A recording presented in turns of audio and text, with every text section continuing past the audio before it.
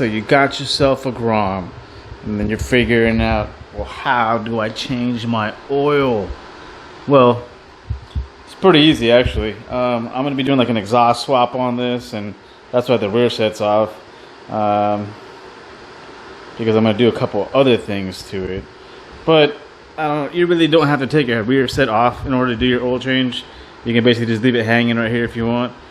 This just makes it easier since I'm already here.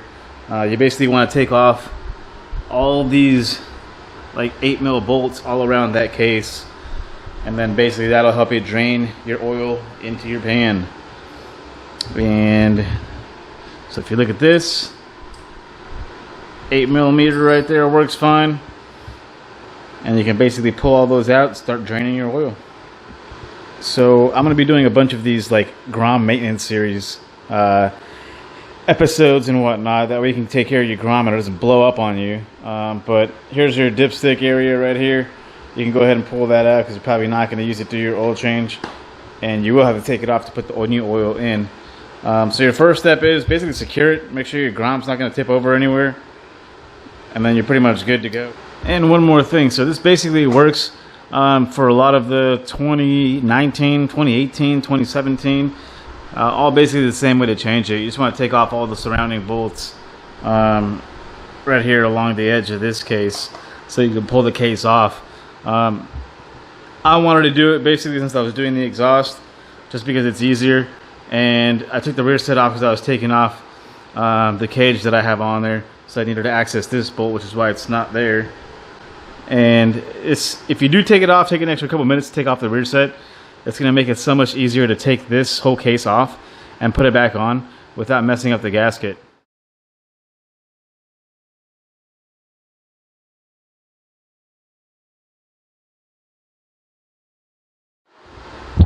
So as you can see, they're pretty much all off right now. All the ones around here are basically off. You can basically just kind of like wiggle this loose or pop it loose, and it's going to go ahead and come out. So you can try to keep it as straight as possible. That way when you pull it out, you don't mess up the gasket that goes around the outside, and you can hopefully reuse it. If not, I mean, I think a gasket is like less than 15 bucks through like any Honda dealership in case you need one. But they may have to order one, so keep that in mind. You can always order one and have one ahead of time if you need to. It's going to save you a lot of headache, hassle down the road in case you do have to order it or something does happen to it when you're pulling it off. Alright, so first thing we're going to do here is already pop this the drain plug loose. So I'm going to go ahead and pop that off here. And then there you go. Oil's coming out. Here's the gasket right here. And then you can proceed to taking the case off. Basically, once all those bolts are loose, when you pull them out, you can pretty much just like tap it somewhere, and like that just happened. It's going to go ahead and pop out. And I'm just going to draining you here. So if I can show you here, the gasket is in pretty good shape.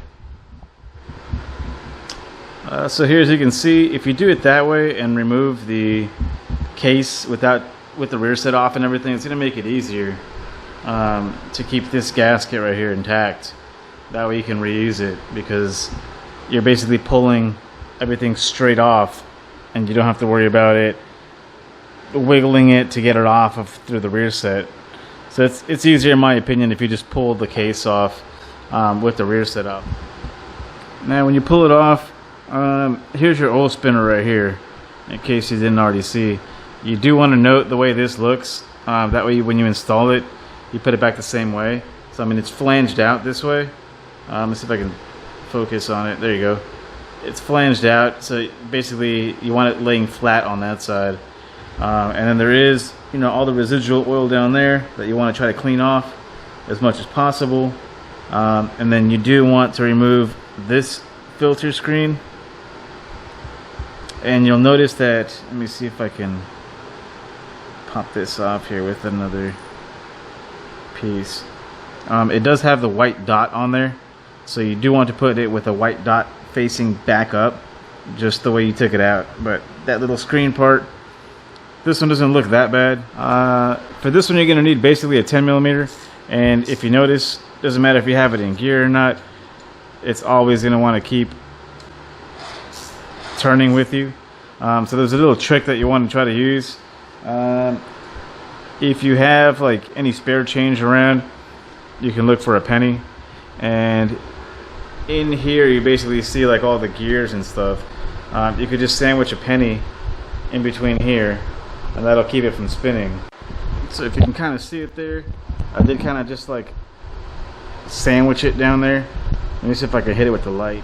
Oh, it's so much better with the light. But you can kind of see it sandwiched there. Those are the two gears you want to put it in between, which is going to be this one right here and then that one right there.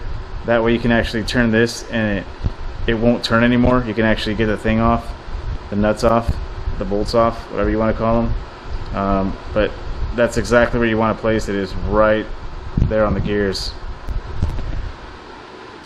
Alright, so now that we got all these basically out, you can take your penny and grab your penny, put it aside. You're not going to need it anymore right now.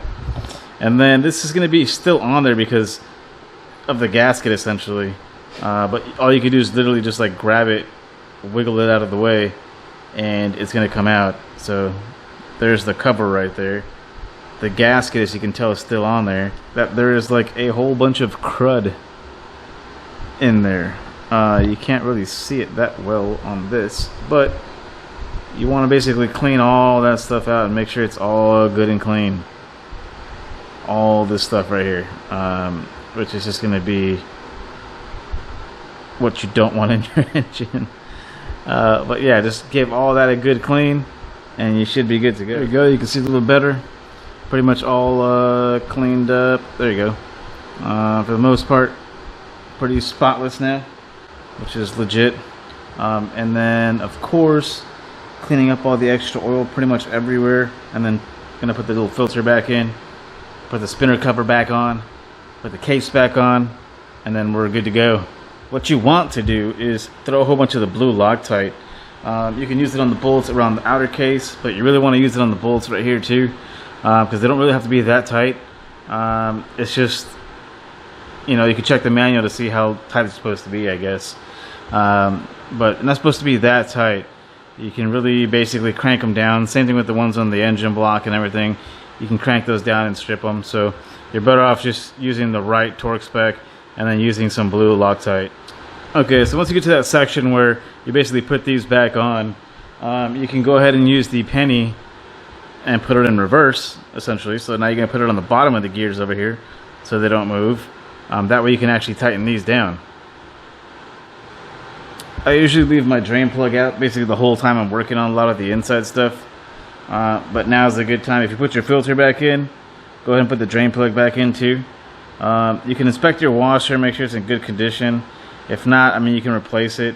They're super cheap.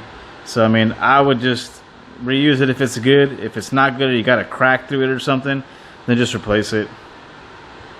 So once your drain plug's back in, screen's back in, this is back on, Loctite is on all those three. You remember to get your penny out of there. Go ahead and you can put the case back on. And like I've said before, with the rear set off, it's so much easier just to pop it straight on, and then you're good to start throwing the bolts on.